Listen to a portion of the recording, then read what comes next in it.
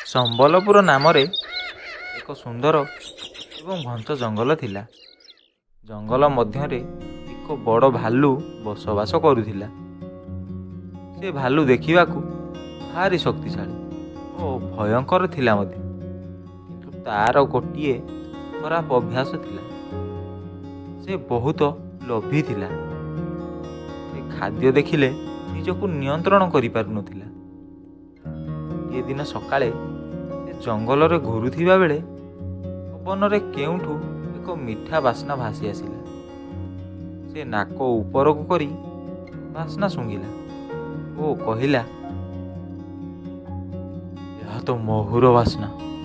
ଆଜି ମୁଁ ମହୁ ନିଶ୍ଚୟ ଖାଇବି। ସେ ବାସ୍ନା ଆସୁଥିବା ଦିଗରେ ଆଗକୁ ବଢ଼ିଲା। କିଛି ସମୟ ପରେ ସେ ଏକ ବଡ଼ ଗଛ ପାଖକୁ ପହଞ୍ଚିଲା। ଗଛ ଉପରେ ଏକ ବଡ଼ ମହୁ ଛତା ଝୁଲି ରହିଥିଲା। ସେ ମହୁ ଛତାରେ ଅନେକ ମହୁମାଛି ରହୁଥିଲେ। ଭାଲୁର ଆଖି ଚମକି ଉଠିଲା ଓ ଭାଲୁ କହିଲା, ଏତେ ସବୁ ମହୁ, ଆଜି ମୋର ଭାଗ୍ୟ ଖୋଲିଗଲା। ସେ ତୁରନ୍ତ ଗଛ ଚଢ଼ିବାକୁ ଲାଗିଲା। ତଳେ ଥିବା କିଛି ପଶୁ ତାକୁ ଦେଖିଲେ। ଗୋଟିଏ ଠେକୁଆ କହିଲା,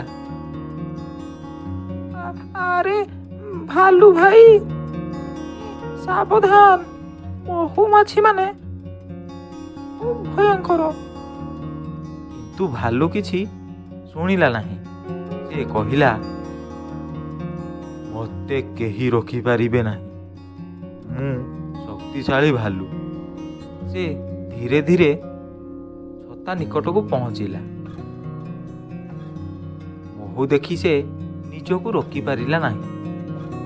ସେ ତା ହାତରେ ଛତାକୁ ଭାଙ୍ଗିଦେଲା ଓ ସେ ଖୁସିରେ ମହୁ ଖାଇବାକୁ ଲାଗିଲା। ଆଃ, ଏତେ ସ୍ୱାଦିଷ୍ଟ। କିନ୍ତୁ ଏହି ଖୁସି ବହୁତ ସମୟ ରହିଲା ନାହିଁ। ତୁରନ୍ତ ମହୁମାଛିମାନେ ରାଗିଗଲେ। ସେମାନେ ଏକାଠି ହୋଇ ଭାଲୁ ଉପରେ ଆକ୍ରମଣ କଲେ। ଭୂ ଭୂ ଶବ୍ଦରେ ସମଗ୍ର ଜଙ୍ଗଲ କମ୍ପି ଉଠିଲା। ଭାଲୁ ଭୟଭୀତ ହୋଇଗଲା। ଆଃ, ବଞ୍ଚାଅ, ବଞ୍ଚାଅ, ସେ ଚିତ୍କାର କରିଲା। ମହୁମାଛିମାନେ ତାକୁ ଚାରି ଦିଗରୁ କାମୁଡ଼ିବାକୁ ଲାଗିଲେ। ତାର ମୁହଁ, ହାତ, ପିଠି ସବୁଠି କାମୁଡ଼ିବାରେ ଲାଗିଲେ। ଭାଲୁ ଯନ୍ତ୍ରଣାରେ ଚିତ୍କାର କରି ଗଛରୁ ତଳକୁ ଝାମ୍ପ ଦେଲା ଓ ଦୌଡ଼ିବାକୁ ଲାଗିଲା। ସେ ଜଙ୍ଗଲ ମଧ୍ୟରେ ପାଗଳ ଭଳି ଦୌଡ଼ିବାରେ ଲାଗିଲା। ଶେଷରେ ସେ ଗୋଟିଏ ନଦୀ ପାଖକୁ ପହଞ୍ଚିଲା। ସେ ତୁରନ୍ତ ପାଣି ଭିତରକୁ ଝାମ୍ପ ଦେଲା ଓ ପାଣିରେ ଲୁଚି ରହିଲା। କିଛି ସମୟ ପରେ ମହୁମାଛିମାନେ ଫେରିଗଲେ। ଭାଲୁ ଧୀରେ ଧୀରେ ପାଣିରୁ ବାହାରକୁ ବାହାରିଲା। ତାର ଶରୀର ସବୁଠି ଫୁଲି ଯାଇଥିଲା। ମୁହଁ ଲାଲ ହୋଇଯାଇଥିଲା। ସେ ବହୁତ ଦୁଃଖିତ ହୋଇ କହିଲା, ମୋର ଏତେ ଲୋଭ ନଥାନ୍ତା ଯଦି ଆଜି ଏମିତି ଅବସ୍ଥା ହୋଇନଥାନ୍ତା। ସେ ଧୀରେ ଧୀରେ ନିଜ ଘରକୁ ଫେରିଲା। ପରଦିନ ସେ ଜଙ୍ଗଲରେ ଘୁରୁଥିଲା। ସେଠାରେ ଏକ ହରିଣ ଭାଲୁକୁ ଦେଖିଲା। ହରିଣ ପଚାରିଲା, ଭାଲୁ ଭାଇ, ମୋର ଏ ଅବସ୍ଥା କେମିତି ହେଲା?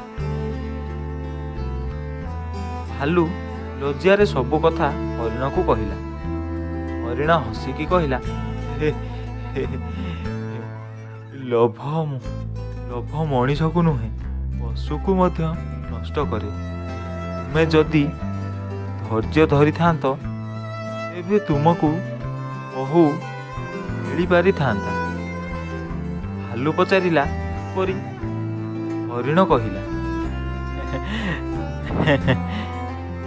ତୁମେ ଯଦି ମହୁମାଛିମାନଙ୍କୁ ତଡ଼ିବାକୁ ଚେଷ୍ଟା ନ କରି ସେମାନଙ୍କ ସହିତ ଭଲ ବ୍ୟବହାର କରିଥାନ୍ତ, ହୋଇପାରେ ସେମାନେ ତୁମକୁ କିଛି ମହୁ ଖାଇବାକୁ ଦେଇଥାନ୍ତେ।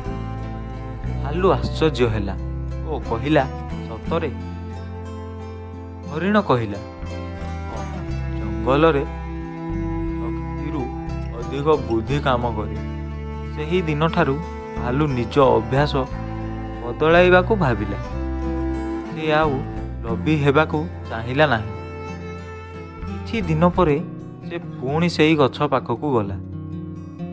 ଏଥର ସେ ଶାନ୍ତ ଭାବରେ ଦୂରରେ ବସି ସେ ମହୁମାଛିମାନଙ୍କୁ କହିଲା, ମୁଁ ତୁମର କ୍ଷତି କରିବି ନାହିଁ। ମୋତେ କେବଳ ଟିକେ ମହୁ ଦରକାର। ମହୁମାଛିମାନେ ଆଶ୍ଚର୍ଯ୍ୟ ହେଲେ। ସେମାନେ ପରସ୍ପର ମଧ୍ୟରେ କଥା ହେଲେ। ଏକ ମହୁମାଛି କହିଲା, ଆରେ ଏହି ଭାଲୁ ପୂର୍ବରୁ ଆମକୁ ନଷ୍ଟ କରିବାକୁ ଆସିଥିଲା। ଅନ୍ୟ ମହୁମାଛିମାନେ କହିଲେ, କିନ୍ତୁ ଏବେ ଏହା ଶାନ୍ତ ଲାଗୁଛି। ଆମେ ତାକୁ ମହୁ ଦେବା ଉଚିତ। ଶେଷରେ ସେମାନେ ଭାଲୁକୁ କିଛି ମହୁ ଦେଲେ। ଭାଲୁ ମହୁ ଖାଇଲା ଓ ଖୁସି ହୋଇ କହିଲା, ଧନ୍ୟବାଦ, ମୁଁ ଆଉ କେବେ ଲୋଭ କରିବି ନାହିଁ। ସେ ଶାନ୍ତ ଭାବରେ ମହୁ ଖାଇଲା ଓ ଫେରିଗଲା।